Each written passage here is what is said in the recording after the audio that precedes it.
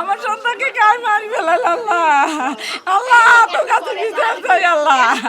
আল্লাহ 8টার সময় বাইরে হয়ে গেছে, সন্ধ্যে 8টা বাজে বাইরে হয়ে গেছে বাসা থেকে।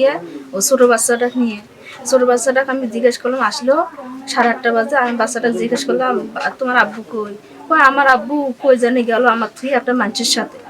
ওই পর্যন্ত আছে। আমি তোমার মানুষটাকে চেনো না? ছোট বাচ্চা কয় না আমি চিনি না আম্মু, আমাকে ওইখানে রাখিয়ে গেছি দোকানের পারে। আমরা জানি না। পরে একজন মহিলা আসে বললো ওইখানে জানি কি পরে আছে, এমন শার্ট গাওয়ার এমন লুঙ্গি পিন্দা। পরে আমার শাশুড়ি আর আমি যা দেখি পরিয়া উপর হয়ে আছে ওইখানে। তাও আমি কই যাবো, আমার কাছে মোবাইলও না। আমি জানি আসে, ও আসবে। আমি অসুস্থ মানুষ, আমি আর কোনটা খোঁজাখুঁজি করি না। আমার শাশুড়ি ওইলে দিয়ে খোঁজাখুঁজি করছে, দোকানে পাঠে গেছে। ওই পাশের দোকান আছে ওই মোড়ে, কবরস্থান ওইখানে, ওই দোকানে বাড়িটা বলে জিজ্ঞেস করে আসছে, নাই। সবাই বললো বলে আছে, আর কিন্তু তো আসলে 9টা বাজে, সেজন্য করে গেছে এইখানে। এই পাশে যাওয়া দেখলাম, দুই পাশে যাওয়া দেখলাম, কিন্তু সেটা জানি না কে ডাকে নিয়ে গেছে।